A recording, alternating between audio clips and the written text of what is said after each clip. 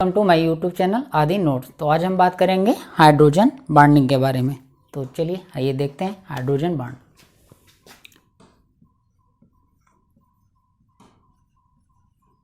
Hydrogen bonding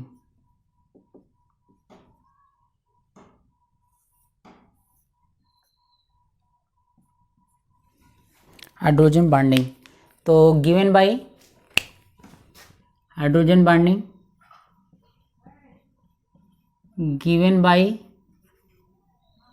Latimer and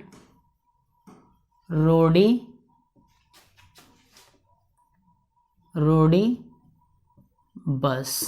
ठीक है, तो हाइड्रोजन बॉन्डिंग को दिया किसने था? लैटिमर और रोडीबस ने।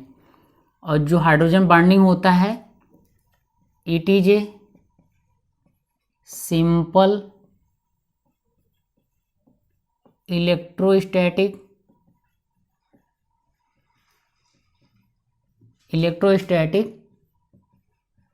Force of attraction.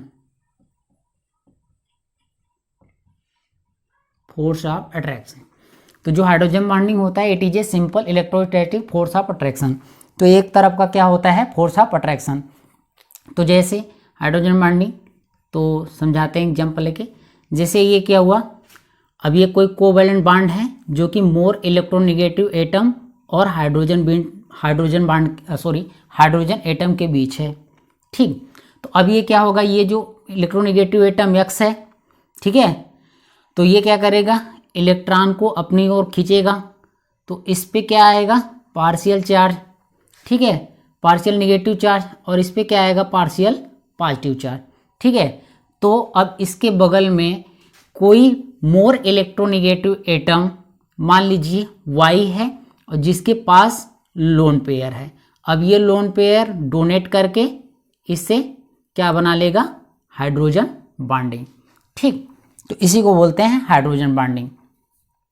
तो सिंपल सा एक बार फिर से, अब कोई ये हाइड्रोजन है जो किसी मोर इलेक्ट्रोनेगेटिव एटम से जुड़ा होगा। तो अब ये क्या कोवैलेंटली बॉन्ड से, अब ये कोवैलेंटली बॉन्ड के इलेक्ट्रॉन्स को जो मोर इलेक्ट्रोनेगेटिव एटम है वो अपनी ओर खींचेगा। तो इस पे पार्शियल नेगेटिव चार्ज आएगा और हाइड्रोजन पे पार्शियल पॉजिटिव। तो अब ये हाइड्रोजन क्या करेगा, इसके बगल में कोई मोर इलेक्ट्रोनेगेटिव एटम होगा जिसके पास क्या होगा? लोन पेयर होगा। वो अपने लोन पेयर से इस हाइड्रोजन को डोनेट करके एक तरह का बॉन्ड बनाएगा जिसको हम लोग बोलते हैं हाइड्रोजन बॉन्ड। ठीक, तो ये क्या हो गया? Hydrogen bond. तो हाइड्रोजन बॉन्ड, तो ध्यान रखिए, अब ये इलेक्ट्रोनेगेटिव जो एटम होने चाहिए वो 3 ही होने चाहिए, जैसे फ्लोरीन, ऑक्सीजन और नाइट्रोजन। और यहाँ पे भी, ठीक है, यहाँ पे भी क्या होना चाहिए? फ्लोरीन, ऑक्सीजन और नाइट्रोजन। ठीक, इसके अलावा कुछ और हैं जैसे CCl3, ठीक, और CF3, ये भी हाइड्रोजन बनाते हैं, और CSP।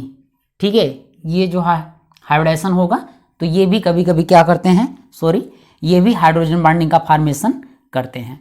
ठीक, तो अब हम बात करते हैं स्ट्रेंथ ऑफ। तो इस पे भी ये मोर इलेक्ट्रोनेगेटिव एटम है तो इस पे भी पार्शियल नेगेटिव चार्ज होगा। ठीक है, तो अब आइए ध्यान देते हैं। तो अगर हम बात करें strength of hydrogen bond, strength of hydrogen bond, ठीक, तो ध्यान रखिएगा स्ट्रेंथ ऑफ हाइड्रोजन बॉन्ड जो होगा वो X, ये मोर इलेक्ट्रोनेगेटिव होना चाहिए, इसकी इलेक्ट्रोनेगेटिविटी ज़्यादा होना चाहिए Y वाले के कंपेरिजन में। ठीक है, तो Y कैसा होना चाहिए? Less electronegative. ठीक, तो ये ध्यान रखिएगा। इससे क्या होगा, इससे ये पता चलेगा कि कोई भी हाइड्रोजन बॉन्ड जो है वो कितना स्ट्रांग है। ठीक, तो ये X वाली इलेक्ट्रोनेगेटिविटी ज़्यादा होना चाहिए और Y का इलेक्ट्रोनेगेटिव कम होना चाहिए। ऐसा जो हाइड्रोजन बॉन्ड बनेगा, इस तरह के हाइड्रोजन बॉन्ड को हम लोग क्या बोलेंगे? Strongest hydrogen bond. ठीक, तो चलिए आइए कुछ एग्जाम्पल लेके समझाते हैं हमको। जैसे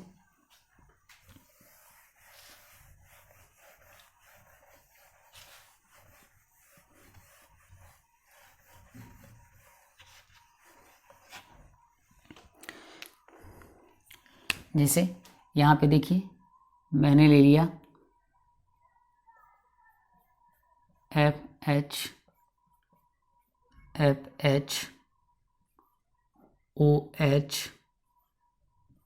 OH NH और NH। ठीक, तो देखिए इनके बीच में क्या होगा, हाइड्रोजन बॉन्डिंग होगी इस तरह से। अब देखना है इनमें स्ट्रेंथ किसका ज़्यादा है। तो सबसे पहले आप क्या देखिए, पहले X को देखिए, ठीक है, पहले किसको देखेंगे, X को, ठीक है। तो X क्या होना चाहिए, मोर इलेक्ट्रोनिगेटिव, तो पहले इसको देखना चाहिए। अगर ये सेम होंगे तो हम Y को देखेंगे। तो पहला देखते हैं X, इसमें फ्लोरीन है, इसमें ऑक्सीजन है, इसमें नाइट्रोजन है, तो पहले वाले एटम से ही क्या हो जाएगा, डिसाइड हो जाएगा। तो सबसे ज़्यादा स्ट्रांग इसकी इलेक्ट्रोनिगेटिविटी सबसे ज़्यादा, फिर ऑक्सीजन की, फिर नाइट्रोजन की। ठीक, तो ये हो गया। तो आपको एक चीज़ और बता देते हैं, ठीक है, यहाँ पे ऑर्डर इलेक्ट्रोनिगेटिविटी का, तो सबसे ज़्यादा फ्लोरीन का, फिर ऑक्सीजन का, फिर नाइट्रोजन का। इसका होता है 4, इसका होता है 3.5 और इसका होता है 3। ठीक है, तो ये याद रखिएगा। तो चलिए एक और क्वेश्चन करते हैं।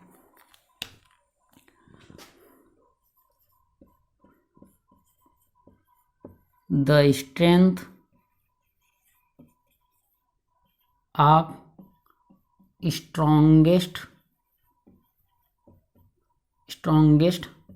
Hydrogen bond. ठीक, तो इसमें पहला ऑप्शन हमने लिया OH NH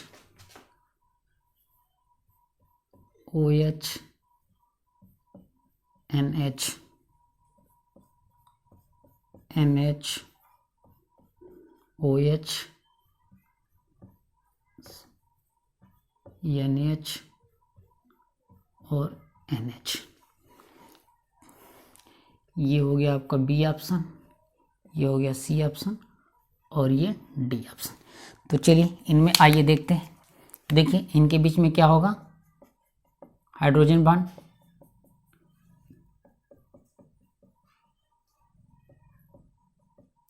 इस तरह से। तो इनमें देखना है कि strength of the strongest hydrogen bond, इन चारों ऑप्शन में सबसे स्ट्रॉन्गेस्ट हाइड्रोजन बॉन्ड कौन सा है। तो हमने कहा है सबसे पहले X को देखते हैं, X की इलेक्ट्रोनिगेटिविटी। X हम किसको मानते हैं, जो पहले एटम होता है, और Y किसको मानते हैं, जो बाद वाला एटम होता है। तो पहले हम इसको देखेंगे। तो देखिए पहले देखिए इसमें ऑक्सीजन है, इसमें ऑक्सीजन है, इसमें नाइट्रोजन है, इसमें नाइट्रोजन है। तो देखिए दो में सेम है, ऑक्सीजन ऑक्सीजन, नाइट्रोजन नाइट्रोजन। तो देखिए ऑक्सीजन का नाइट्रोजन से ज़्यादा होता है, अभी अभी जस्ट बताया मैंने। तो अब क्या होगा, ऑक्सीजन वाले का, जिसमें भी ऑक्सीजन है, उनका स्ट्रेंथ नाइट्रोजन वाले से ज़्यादा होगा। यानी कि A और B, C और D से क्या होंगे, ज़्यादा होंगे। ठीक, अब देखते हैं A और B में, A और B में बात करें तो अब क्या करेंगे, पहला X दोनों सेम है, तो हम क्या देखेंगे, Y क्या होना चाहिए, लेस इलेक्ट्रोनिगेटिव होना चाहिए। तो देखिए ये ऑक्सीजन है, ये नाइट्रोजन है, ठीक है।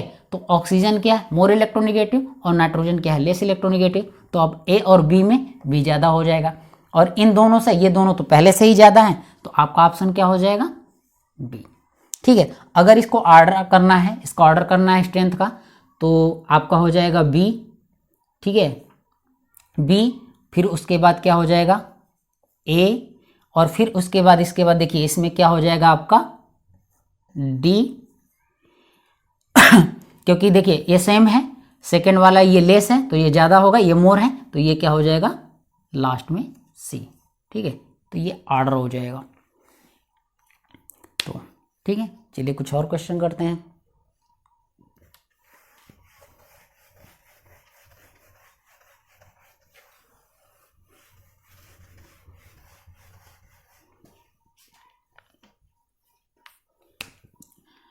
क्वेश्चन है, in which pair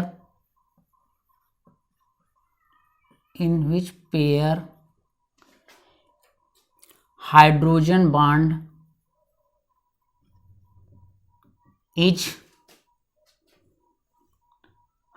bond is not possible not possible between molecules.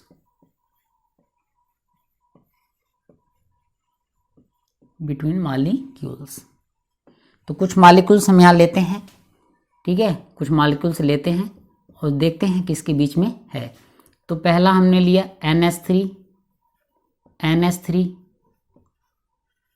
दूसरा हमने लिया NH3CH4, ठीक, तीसरा लिया हमने वाटर और CH3OCH3, और भी हमने ले लिया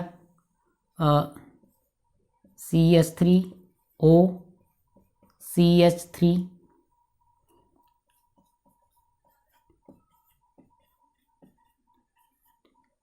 HCl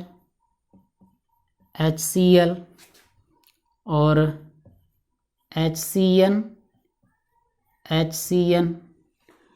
और एक हमने ले लिया CHCl3 और वाटर, ठीक है।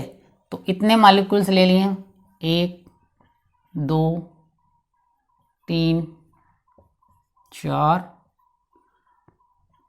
5 6 और आपके 7 एग्जाम्पल्स हैं।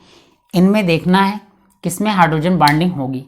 तो देखिए, चलिए किसमें हाइड्रोजन बॉन्ड होगी और किसमें नहीं होगी। तो इनमें छांटना है कि किसमें हाइड्रोजन बॉन्डिंग नहीं है। तो चलिए पहला देखते हैं। पहला इसका अगर स्ट्रक्चर बनाएंगे तो देखिए क्या होगा, ये होगा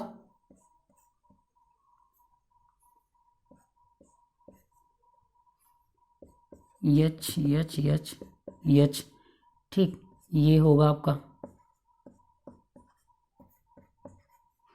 तो ये देखिए इनके बीच में हाइड्रोजन बॉन्डिंग होगी, तो इन दोनों पेयर्स में क्या होगा, हाइड्रोजन बॉन्डिंग होगी। आइए इसमें देखते हैं। एक NH3 है, एक CH4 है, इसमें हाइड्रोजन बॉन्डिंग पाया ही नहीं जाता, ठीक है, और इसमें पाया जाता है। तो जब इसमें केवल इसमें ही पाया जाता है, इसमें पाया नहीं जाता, तो इसके बीच में हाइड्रोजन बॉन्डिंग नहीं होगी। तो एक ऑप्शन ये हो जाएगा। चलिए इसमें देखते हैं। इसमें पाया जाएगा, ठीक है, और इसमें भी क्या होगा, इसमें तो पाया नहीं जाएगा, लेकिन ये इससे हाइड्रोजन बॉन्ड से जुड़ेगा, ठीक है, लेकिन ये इससे हाइड्रोजन बॉन्ड से नहीं जुड़ पाएगा। तो आइए देखते हैं। जैसे ये आपका हो गया ऑक्सीजन, ये हाइड्रोजन और ये हाइड्रोजन, और ये आपका हो गया ऑक्सीजन, ये CH3, ये CH3। तो देखिए इसके बीच में हाइड्रोजन बनेगा, ठीक है, तो इसके बीच में भी पाया जाएगा। इसके बीच में देखें तो न इसमें हाइड्रोजन बंद होता है ना इसमें हाइड्रोजन बंद होता है। तो इन दोनों के बीच में जब इसमें ही हाइड्रोजन बंद नहीं है तो इसमें भी नहीं पाया जाएगा, ठीक है। तो यहाँ पे भी ये भी हो जाएगा। चलिए HCl देखते हैं। तो देखिए क्लोरीन क्या होता है, ये हाइड्रोजन बॉन्ड का फॉर्मेशन करता ही नहीं है, तो ये भी नहीं होगा, ठीक है। उसके बाद देखते हैं HCN और HCN। अब देखिए हमने कहा था, याद करिए, इसका अगर स्ट्रक्चर हम बनाएंगे तो ये कुछ इस तरह से होगा, ठीक है। तो ये क्या है, sp हाइब्रिडेशन है। हमने कहा था जो कार्बन sp हाइब्रिडेशन होता है वो बनाता है। अब यहीं देखिए H,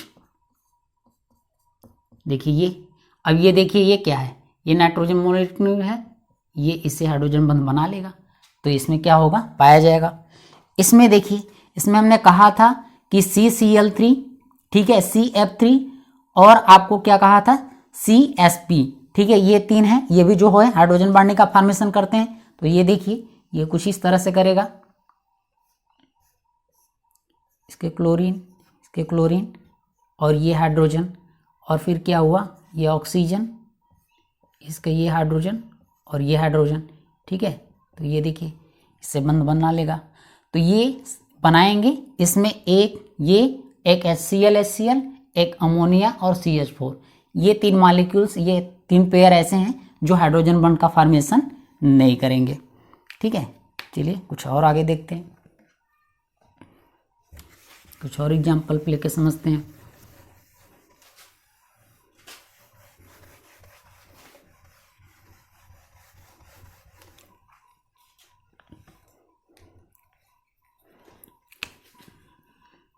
क्वेश्चन है आपका, करेक्ट ऑर्डर ऑफ, पहला सवाल है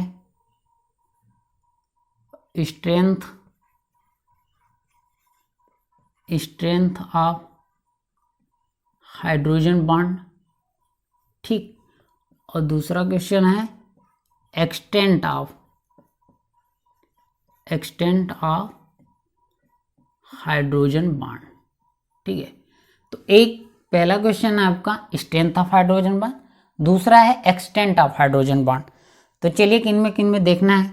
तो जैसे HF हो गया, H2O2 हो गया, H2O हो गया, D2O हो गया, और आपका NH3 हो गया, और H2S हो गया, ठीक है।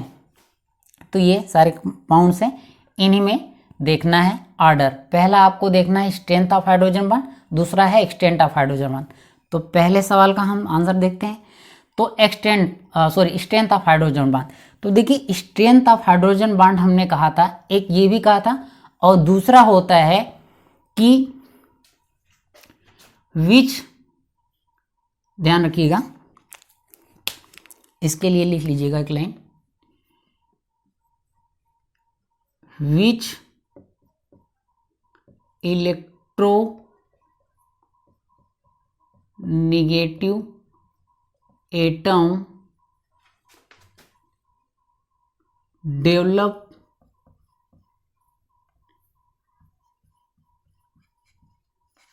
more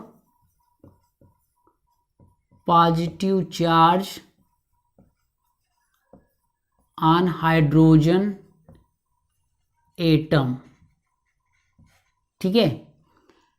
तो जो इलेक्ट्रोनेगेटिव एटम हाइड्रोजन एटम पे सबसे ज़्यादा पॉजिटिव चार्ज वो क्या करेगा, जनरेट करेगा, ठीक है, या पोलरिटी करेगा, उसका स्ट्रेंथ सबसे ज़्यादा होगा। That hydrogen bond strength is maximum, तो याद रखिए। तो चलिए आइए देखते हैं। अब इनमें देखिए HF है, H2O2 है, H2O है, D2O है, NH3 है, H2S है। तो इसमें देखिए फ्लोरीन है, सबसे ज़्यादा पावरफुल इलेक्ट्रोनेगेटिव एटम है, तो ये हाइड्रोजन पे सबसे ज़्यादा क्या होगा, पोलरिटी डेवलप करेगा या चार्ज डेवलप करेगा। इनके कंपेरिजन में तो इसका बॉन्ड स्ट्रेंथ क्या होगा, सबसे ज़्यादा होगा, और इसका बॉन्ड स्ट्रेंथ क्या होता है, कोवैलेंट बॉन्ड के भी एकदम बराबर होता है, लगभग 200 किलो जूल।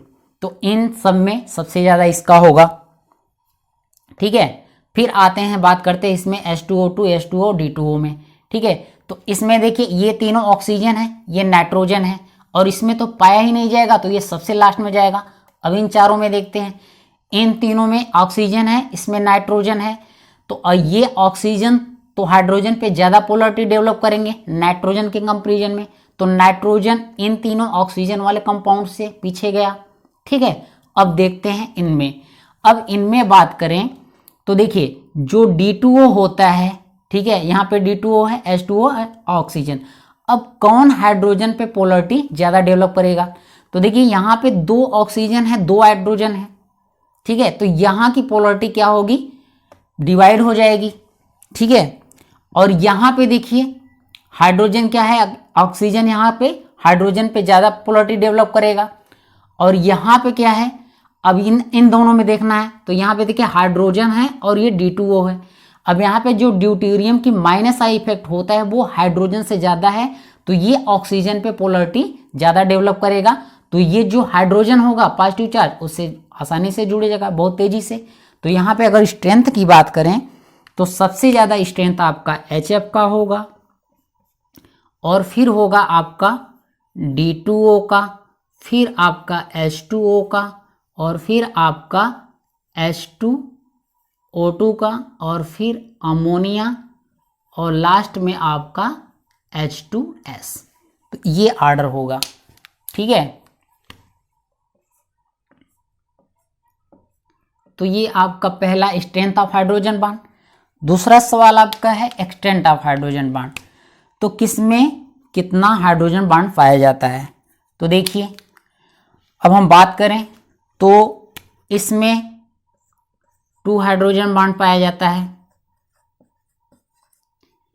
H2O2 में 6 हाइड्रोजन बॉन्ड पाया जाता है, ठीक है। वाटर और D2O में 4 हाइड्रोजन बॉन्ड पाया जाता है, NH3 में भी 2 हाइड्रोजन बॉन्ड पाया जाता है, और इसमें हाइड्रोजन बॉन्ड क्या होता है, अब्सेंट होता है। इसमें क्या होता है, हाइड्रोजन बॉन्ड अब्सेंट होता है। तो अब एक्सटेंट मतलब सबसे ज़्यादा किसमें पाया जाता है, अगर उसके ऑर्डर की बात करें तो सबसे ज़्यादा आपका हो जाएगा H2O2, फिर क्या आएगा आपका H2O D2O, इनमें क्या है, बराबर है, 4-4 है। फिर उसके बाद क्या आता है HF और अमोनिया, तो ये भी क्या है, बराबर हैं, लेकिन इन दोनों से क्या है, पीछे हैं। और H2S में तो एक भी नहीं पाया जाता है। तो अगर हम इसका ऑर्डर देखें, ठीक है, तो ये दोनों क्या होंगे, बराबर, और ये दोनों बराबर, ठीक है। तो इसमें कितना पाया जाता है, 6 हाइड्रोजन बॉन्ड, इन दोनों में 4, इन दोनों में 2-2, और इसमें बिल्कुल नहीं, ठीक है। तो ये हो गया, तो ये आपको समझ में आ गया होगा, ठीक। तो एक बार फिर से समझा दे रहे हैं कि देखिए पहला स्ट्रेंथ ऑफ हाइड्रोजन बॉन्ड, तो देखिए जो हाइड्रोजन पे या हाइड्रोजन की वजह से इस पे हाइड्रोजन से ये जितना अपने ऊपर इलेक्ट्रॉन ले सकेगा, दोनों चाहे नेगेटिव की बात करें चाहे पॉजिटिव की बात करें, जिन कंपाउंड्स में ज़्यादा पोलरिटी डेवलप होगी उसका स्ट्रेंथ क्या होगा, ज़्यादा होगा। तो यहाँ पे HF में सबसे ज़्यादा होगा, ठीक है। फिर बात करें तो देखिए इन तीनों जो ऑक्सीजन होगा अभी बराबर मान लीजिए इन तीनों में होगा, फिर उसके बाद नाइट्रोजन इनसे कम है तो इनमें होगा, इसमें तो होता ही नहीं है, ठीक है। तो ये सबसे कम होगा। तो ये तीनों अभी एक साथ, सबसे ज़्यादा इसका, फिर इन तीनों का, फिर इसका, फिर ये लास्ट में। अब इनकी बात करें तो यहाँ पे देखिए इनमें जो होता है वो ऑक्सीजन और हाइड्रोजन पे एक एक क्या होता है, चार्ज आता है, तो यहाँ पे पोलरिटी कम डेवलप होती है। और जो H2O और D2O में बात करें तो इनमें अगर आप देखें तो पोलरिटी तो समान होती है, लेकिन H2 और D2 यानी कि हाइड्रोजन और ड्यूटेरियम की बात करें तो ड्यूटेरियम की प्लस आई इफेक्ट ज़्यादा होता है। तो ये क्या करता है, इस पे पोलरिटी ज़्यादा डेवलप करता है ऑक्सीजन पे, और इसकी प्लस आई चार्ज कम होता है, प्लस आई इफेक्ट कम होता है, तो इस पे पोलरिटी कम डेवलप करता है। तो इसलिए स्ट्रेंथ के मामले में D2O ज़्यादा हो जाएगा H2O से, और H2O2 तो इन दोनों से पीछे है। तो ये आपका ऑर्डर है, ठीक है। करते हैं हाइड्रोजन बॉन्ड के टाइप के बारे में। तो हाइड्रोजन बॉन्ड टाइप्स,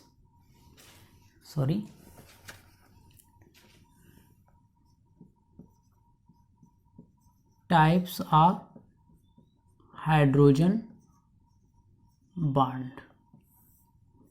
तो ये 2 टाइप का होता है। पहला होता है इंटर मॉलिक्यूलर हाइड्रोजन बॉन्ड, ठीक, और दूसरा होता है इंट्रामॉलिक्यूलर हाइड्रोजन बॉन्ड। तो हाइड्रोजन बॉन्ड बिटवीन 2 मॉलिक्यूल्स, ठीक, hydrogen bond between 2 molecules same भी हो सकते हैं, सेम आर डिफरेंट। वो मॉलिक्यूल सेम भी हो सकते हैं और डिफरेंट भी हो सकते हैं।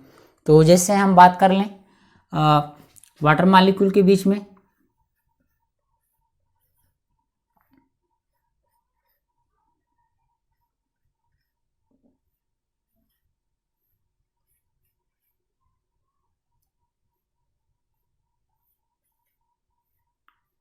तो ये देखिए ये हो गया, तो अब देखिए 2 लोन पेयर है,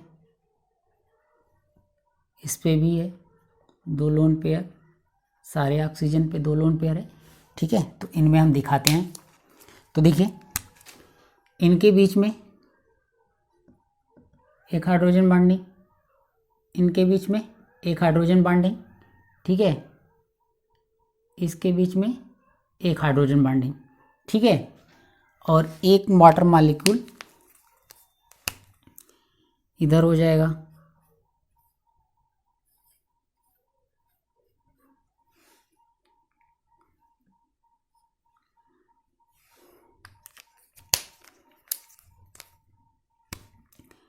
तो देखिए ये एक हाइड्रोजन बॉन्डिंग इधर, इस तरह से। तो ये टोटल कितने बनाते हैं, एक इधर से, एक इधर से, एक इधर से, एक इधर से, तो टोटल कितना हाइड्रोजन बॉन्डिंग बना है, 4। तो total hydrogen in water, total 4 hydrogen bond present, but in vapour phase अगर हम वेपर फेज की बात करें तो 0 हाइड्रोजन बॉन्ड होगा। ठीक है, जब वेपर फेज में होगा तो क्या होगा, 0 हाइड्रोजन बॉन्ड। ठीक, तो और भी एटम्स ले लेते हैं, जैसे अमोनिया ले लें।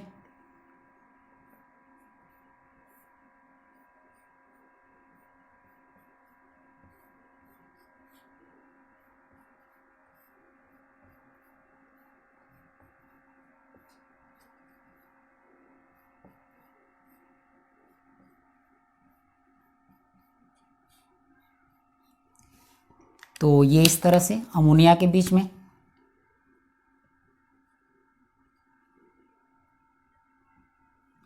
ठीक, इस तरह से ये हाइड्रोजन बॉन्ड। अब ये इस तरह से, और चाहे तो आप इस तरह से भी दिखा सकते हैं, डैश डैश की तरह, कोई दिक्कत नहीं है, चाहे डॉट डॉट दिखाइए या डैश डैश, एक ही बात है। ठीक है, तो इनके बीच में क्या होता है, लीनियर होता है। तो it is a linearly, it is linearly arranged होता है।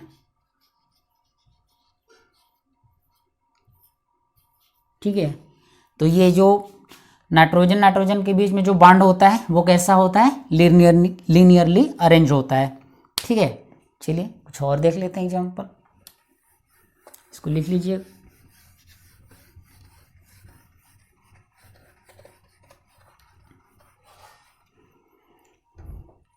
जिससे हम बात करें HF की,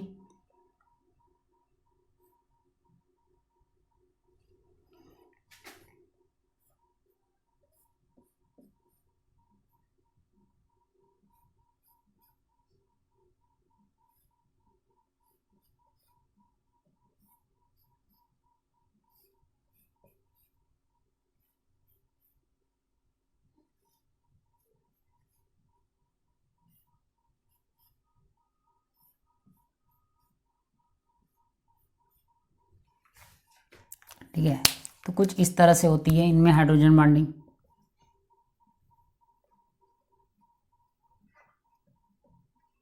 ठीक है, आप डॉट डॉट से भी दिखा सकते हैं, डैश डैश से भी दिखा सकते हैं, कोई दिक्कत नहीं है।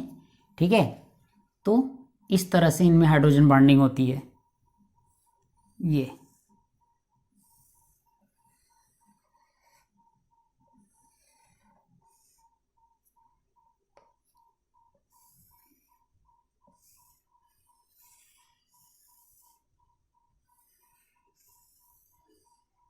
ठीक है, इस तरह से होती है।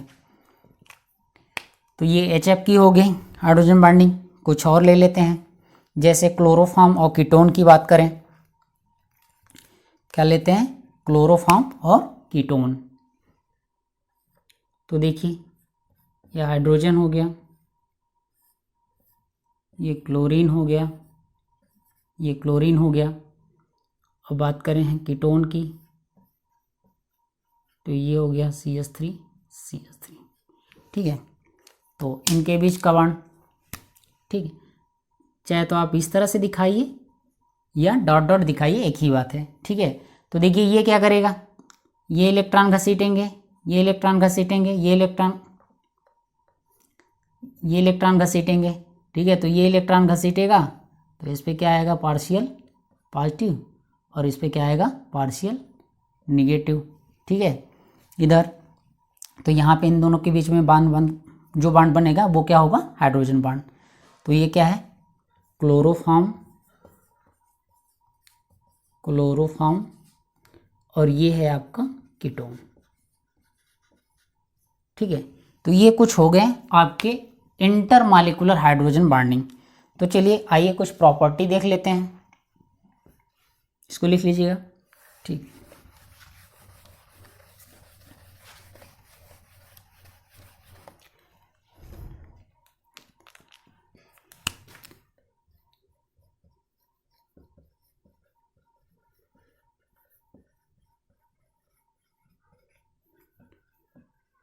जो इंटर मॉलिक्यूलर हाइड्रोजन बॉन्डिंग होता है वो क्या होता है, डायरेक्टली प्रोपोर्शनल होता है मॉलिक्यूलर वेट के, ठीक है। क्या होता है, मॉलिक्यूलर वेट के डायरेक्टली प्रोपोर्शनल होता है। और बॉइलिंग पॉइंट के भी ये क्या होता है, डायरेक्टली प्रोपोर्शनल होता है। सॉल्युबिलिटी के भी क्या होता है, डायरेक्टली प्रोपोर्शनल होता है, ठीक है। मॉलिक्यूलर वेट का मतलब होता है वजन से, बॉइलिंग पॉइंट्स का मतलब होता है उसके उबलने से, सॉल्युबिलिटी का मतलब होता है घुलने से, और ये डायरेक्टली प्रोपोर्शनल होता है विस्कोसिटी। अब विस्कोसिटी का क्या मतलब होता है, तो देखिए विस्कोसिटी का मतलब होता है किसी मतलब कि दो लेयरों के बीच में किसी मतलब द्रव की किसी दो परतों के बीच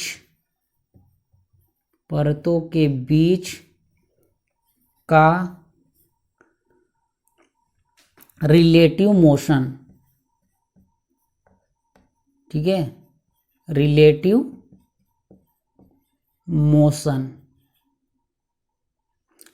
मोशन क्या करता है, रिलेटिव मोशन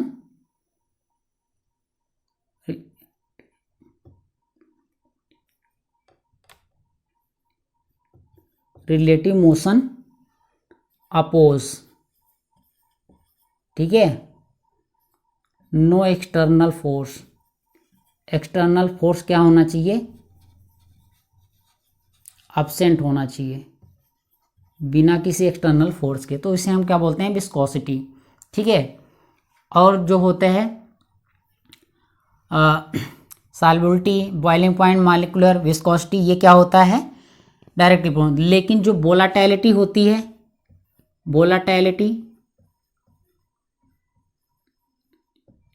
वो क्या होता है, इन्वर्सली प्रोपोर्शनल होता है, यानी वाष्प में बदलने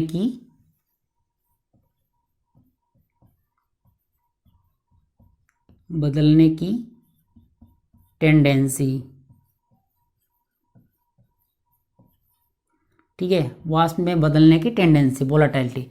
तो अगर इंटरमॉलिक्यूलर हाइड्रोजन बॉन्ड ज़्यादा है, ठीक है, अगर मॉलिक्यूलर वेट ज़्यादा है तो इंटरमॉलिक्यूलर हाइड्रोजन बॉन्ड ज़्यादा होगा, उसका बॉइलिंग पॉइंट ज़्यादा होगा, सॉल्युबिलिटी ज़्यादा होगी, विस्कोसिटी ज़्यादा होगी, लेकिन उसकी वोलाटिलिटी क्या होगी, कम होगी, ठीक है। तो ये हो गया आपका इंटर मॉलिक्यूलर हाइड्रोजन बॉन्डिंग। तो ठीक है, इसको लिख लीजिएगा। अब हम बात करते हैं इंट्रामॉलिक्यूलर हाइड्रोजन बॉन्डिंग के बारे में।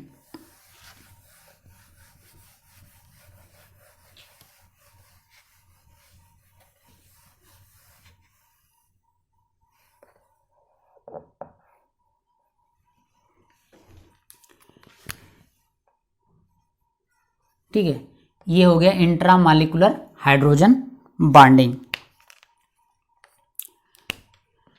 तो within A same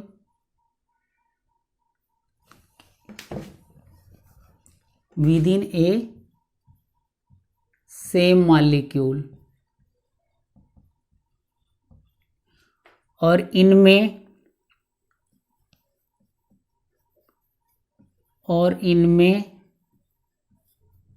5 and 6 membered ring formation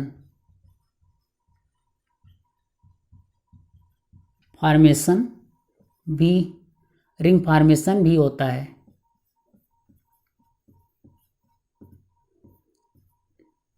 इसे हम क्या कहते हैं, चिलेटिंग भी कहते हैं, चिलेटिंग। ठीक है, क्या कहते हैं, चिलेटिंग प्रोसेस। ये आपको कोऑर्डिनेशन में भी पढ़ने को मिलेगा अच्छे से, कोऑर्डिनेशन कंपाउंड्स में। तो चलिए आइए एग्जांपल लेते हैं।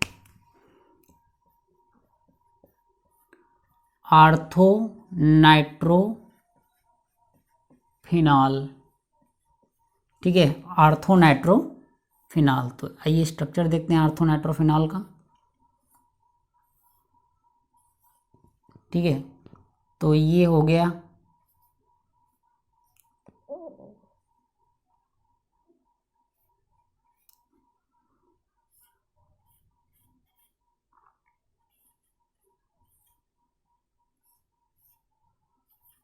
ठीक है, तो ये हो गया आर्थोनाइट्रोफिनॉल। तो देखिए इनके बीच में जो बॉन्ड बनेगा हाइड्रोजन और ऑक्सीजन के बीच में, ठीक है, ये क्या कहलाएगा, आपका इंट्रा मॉलिक्यूलर हाइड्रोजन बॉन्डिंग। ठीक, तो ये तो हो गया इंट्रा। अब इसकी प्रॉपर्टी को भी देख लेते हैं।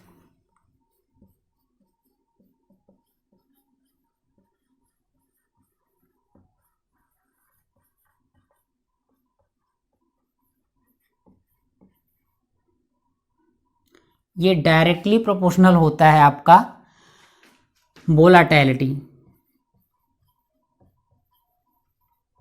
ये वोलाटिलिटी के डायरेक्टली प्रोपोर्शनल होता है, लेकिन ये जो बॉइलिंग पॉइंट होता है उसके इन्वर्सली प्रोपोर्शनल होता है।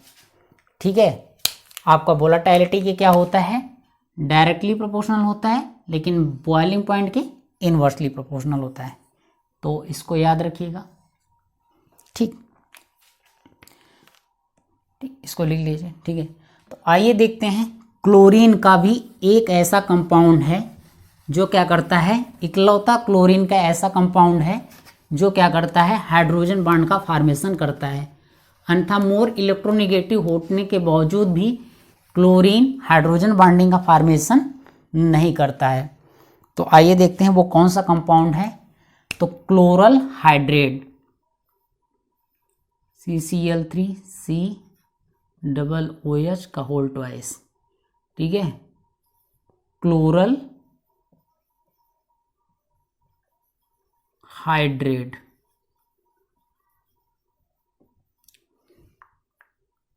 क्लोरल हाइड्रेट, हाँ ठीक है,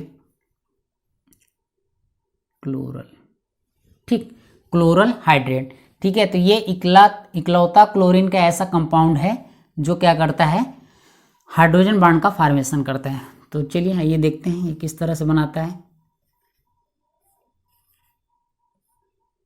ये हो गया,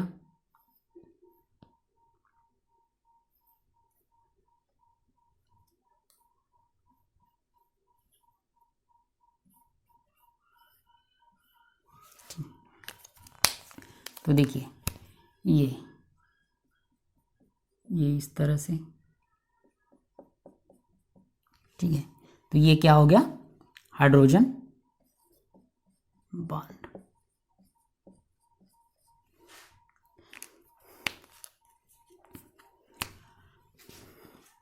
तो only example of chlorine atom, only atom showing hydrogen bond. ठीक है, और एक और देखिए, इसमें स्टेबल जेमडाइऑल है, स्टेबल जेमडाइऑल, जो जेम डाइऑल होता है वो हमेशा क्या होता है आपका, हमेशा जो जेम डाइऑल होता है वो हमेशा ऑलवेज अनस्टेबल होता है, लेकिन इस केस में इकलौता ऐसा जेम डाइऑल है जो क्या है, स्टेबल है। तो चलिए देख लेते हैं। जैसे अगर कहीं भी ये इस तरह से, अगर ये OH है, जेम डाइऑल कंडीशन है,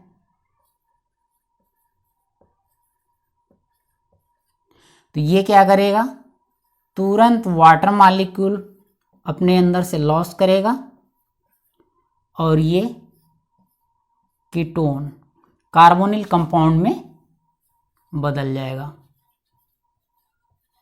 कार्बोनिल कंपाउंड, ये या तो एल्डिहाइड होगा या कीटोन।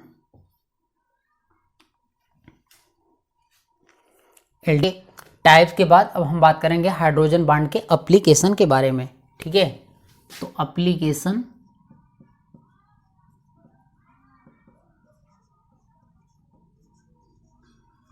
Of hydrogen bond. ठीक, तो हम क्या देखेंगे, एप्लीकेशन ऑफ हाइड्रोजन बॉन्ड। तो कुल आपको 10 एप्लीकेशन के बारे में हम बताएंगे हाइड्रोजन बॉन्ड के, जो आपके एग्जाम्स में पूछे जाते हैं। तो चलिए आइए देखते हैं। पहला है आपका बोरिक एसिड, जिसे का केमिकल फार्मूला है H3BO3, या इसी को BOH का होल थ्राइस इस तरह से भी लिखा जाता है। ये पॉलीमराइज या डाइमराइज होता है क्योंकि हाइड्रोजन बॉन्ड पाया जाता है इसमें। ठीक है, इसका क्या कारण है, हाइड्रोजन बॉन्ड। ठीक, दूसरा helical structure of protein stabilize by hydrogen bond. ठीक है, तो हेलिकल स्ट्रक्चर का मतलब कुछ इस तरह से जो होता है स्ट्रक्चर प्रोटीन का। ठीक है, तो वो जो स्टेबलाइज होता है वो हाइड्रोजन बॉन्ड की वजह से होता है। ठीक, तीसरा देखते हैं, KHF2 exist but other KHX2 does not exist. ठीक है, तो केवल आपका KHF2 एग्जिस्ट करता है, लेकिन अदर जैसे KHCl2, KHBr2, KHI2 ये एग्जिस्ट नहीं करेंगे। ठीक है, तो इसका रीजन क्या है, इसका रीजन भी क्या है आपका, हाइड्रोजन बॉन्डिंग। तो चलिए आइए देखते हैं।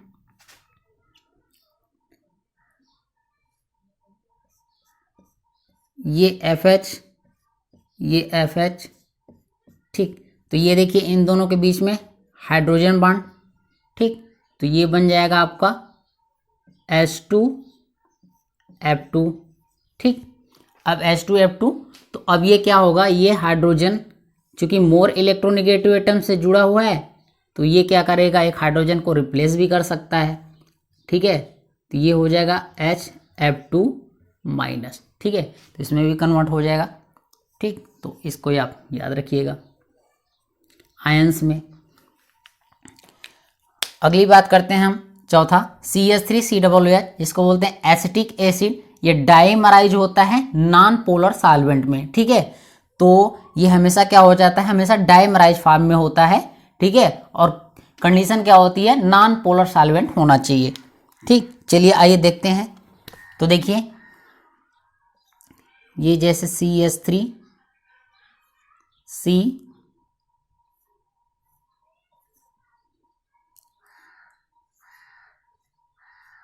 ये हो गया। एक और आपका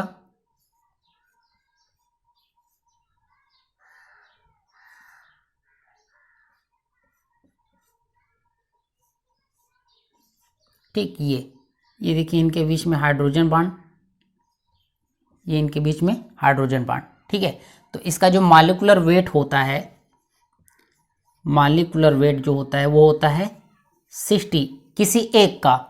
ठीक है, किसी एक CH3COOH यानी एसिटिक एसिड का मॉलिक्यूलर वेट कितना होता है, 60। ठीक है, जब ये डाइमराइज होता है नॉन पोलर सॉल्वेंट। ठीक है, ये क्या होगा, डाइमराइज होता है। ठीक है, तो इसका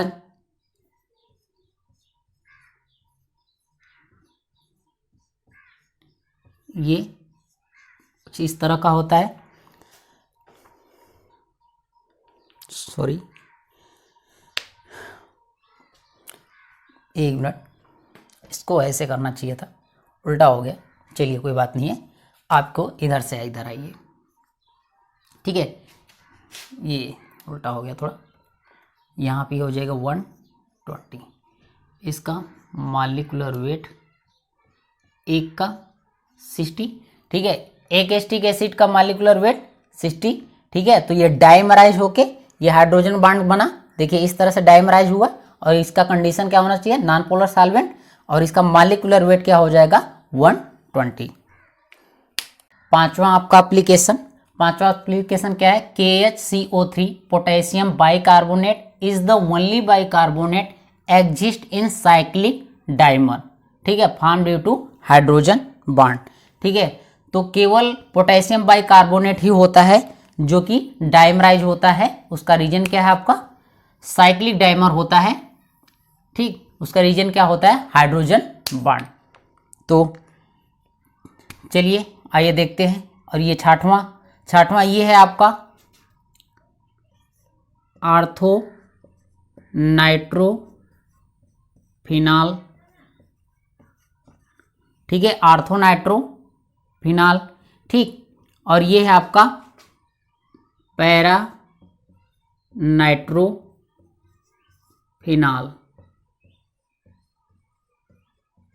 तो देखिए आर्थो नाइट्रोफिनॉल में आपका जो हाइड्रोजन बॉन्डिंग होगी वो होगी आपकी इंट्रामॉलिक्यूलर हाइड्रोजन बॉन्डिंग, ठीक। और पैरा नाइट्रोफिनॉल में जो आपका होगा वो इंटर मॉलिक्यूलर हाइड्रोजन बॉन्डिंग, ठीक है। तो आर्थो नाइट्रोफिनॉल में होगा आपका इंट्रामॉलिक्यूलर हाइड्रोजन बॉन्डिंग, और पैरा नाइट्रोफिनॉल में पाया जाएगा आपका इंटर मॉलिक्यूलर हाइड्रोजन बॉन्डिंग, ठीक। तो इनका जो बॉइलिंग पॉइंट होता है वो बहुत ज़्यादा डिफरेंट नहीं होता है। तो इनके जो बॉइलिंग पॉइंट से इनको जो डिफरेंट करते हैं तो इसको करते हैं स्टीम डिस्टिलेशन से, स्टीम डिस्टिलेशन, सेपरेटेड बाय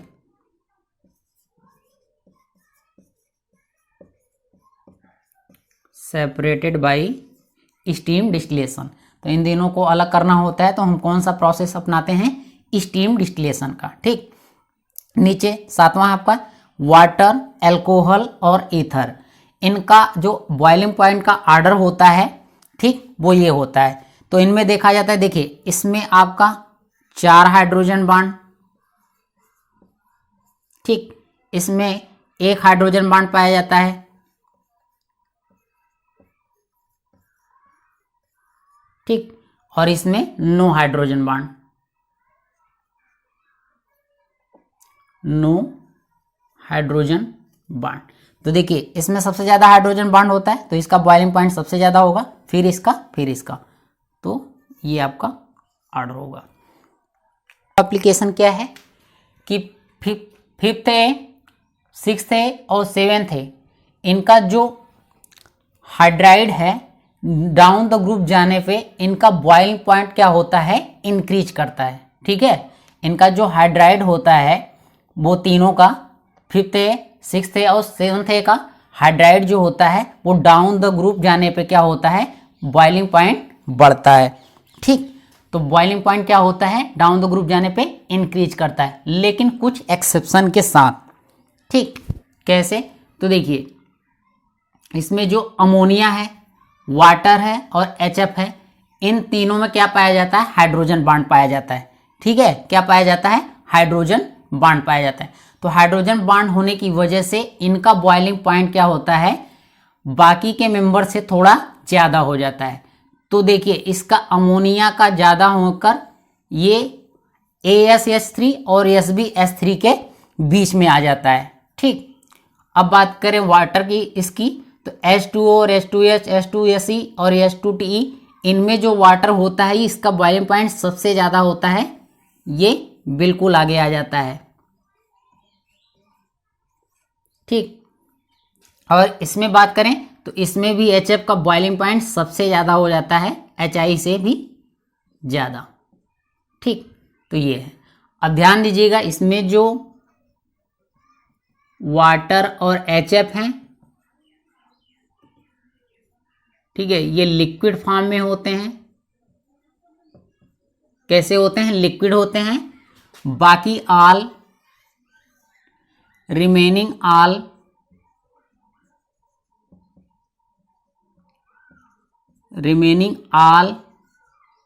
क्या होते हैं? गैस फॉर्म में।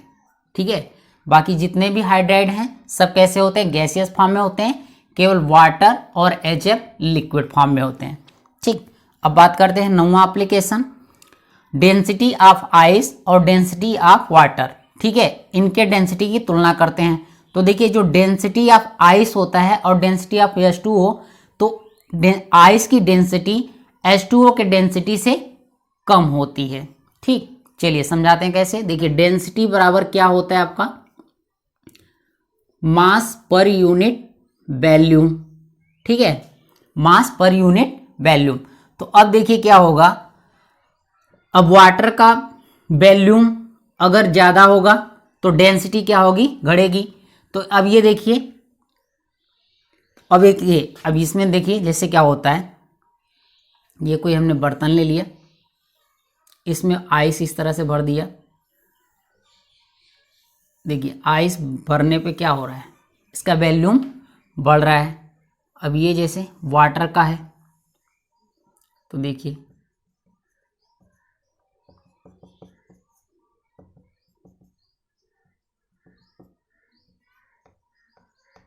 ठीक है, तो ये आइस हो गया और ये वाटर हो गया। तो देखिए, वाटर का वॉल्यूम और आइस का वॉल्यूम से कम है। ठीक है, तो वॉल्यूम इसका क्या है? ज़्यादा है। इसका वॉल्यूम क्या है? कम है। ठीक है, तो देखिए, आइस का वॉल्यूम ज़्यादा, वाटर का वॉल्यूम कम। तो देखिए, जिसका वॉल्यूम कम उसकी डेंसिटी ज़्यादा, और जिसका वॉल्यूम ज़्यादा उसकी डेंसिटी कम। तो आइस का वॉल्यूम ज़्यादा होता है, तो इसलिए इसकी डेंसिटी कम होती है। अब देखिए रीजन, अब इसका वॉल्यूम ज़्यादा क्यों होता है? तो आइए देखते हैं। इधर स्पेस कम है, यहाँ पे आके देखते हैं। देखिए, जो वाटर होता है H2O,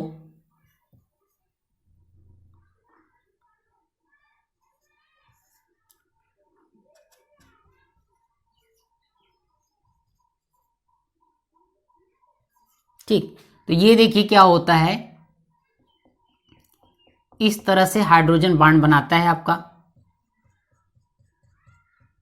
ठीक,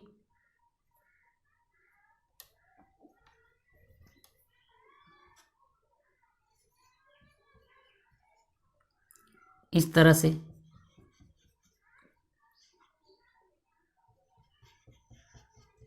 ठीक है, इस तरह से स्ट्रक्चर बनाता है। तो ये क्या हो जाता है आपका? गैप। अब ये गैप होने की वजह से इसका स्ट्रक्चर क्या हो जाता है? ठीक है, बड़ा हो जाता है, तो इसकी साइज क्या हो जाती है? बड़ी हो जाती है। और इसका स्ट्रक्चर हो जाता है, जो इसको बोलते हैं open cage. Open cage, cage like structure.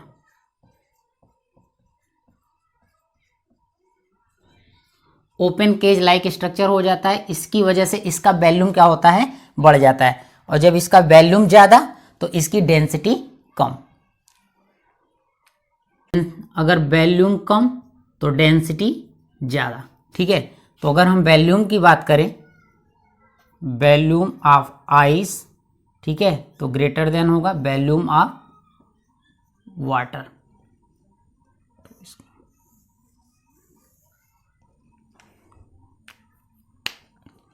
ये देखते हैं आपका लास्ट एप्लीकेशन, ये है सिस फॉर्म में मैलेइक एसिड, और ये ट्रांसफॉर्म में है, ट्रांसफॉर्म है, इसको बोलते हैं फ्यूमेरिक एसिड। फ्यूमेरिक एसिड, ठीक है, शॉर्ट में इसको FM हम लिख दे रहे हैं। और इसको शॉर्ट में Ma।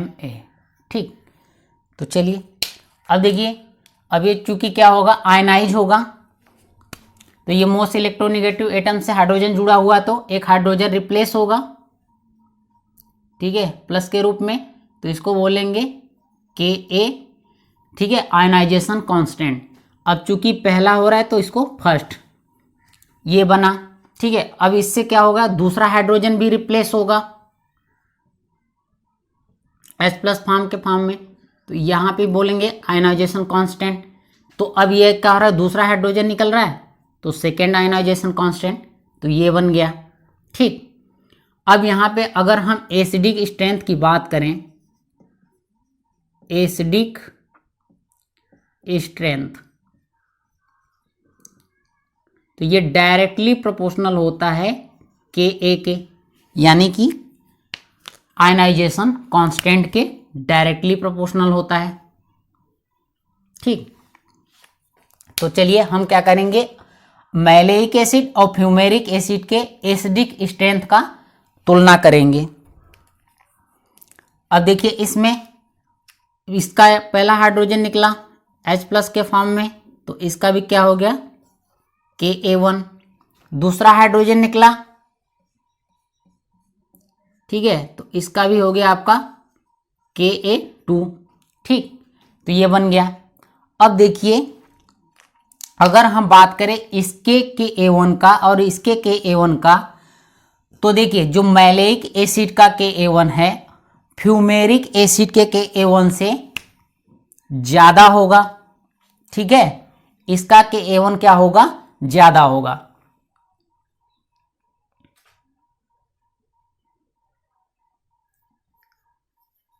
Ka1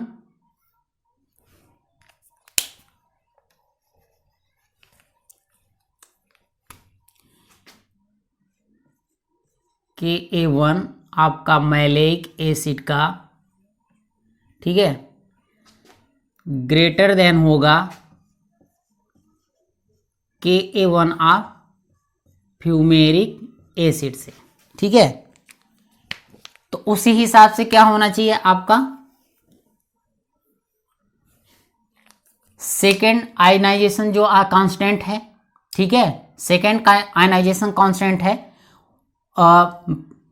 मैलेइक एसिड का फ्यूमेरिक एसिड से ज़्यादा होना चाहिए, लेकिन ऐसा नहीं होता है। तो अब देखिएगा, जो सेकेंड आयनाइजेशन कांस्टेंट होता है Ka2 ऑफ फ्यूमेरिक एसिड, ठीक है, वो ग्रेटर देन होता है Ka2 ऑफ मैलेइक एसिड। ठीक है, तो इसको भी कैपिटल में ही लिख लेते हैं,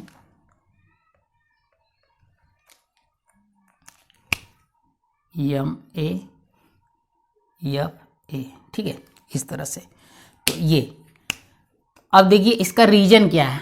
ठीक है, पहले में तो कोई दिक्कत नहीं है, दूसरा में ये उल्टा क्यों हो जा रहा है, फ्यूमेरिक एसिड का ज़्यादा क्यों हो जा रहा है। तो देखिए, जब ये दूसरा हाइड्रोजन रिप्लेस होता है, ठीक है, और इसका दूसरा हाइड्रोजन रिप्लेस होता है, तो ये सिस फॉर्म होने की वजह से ये सेम साइड होते हैं।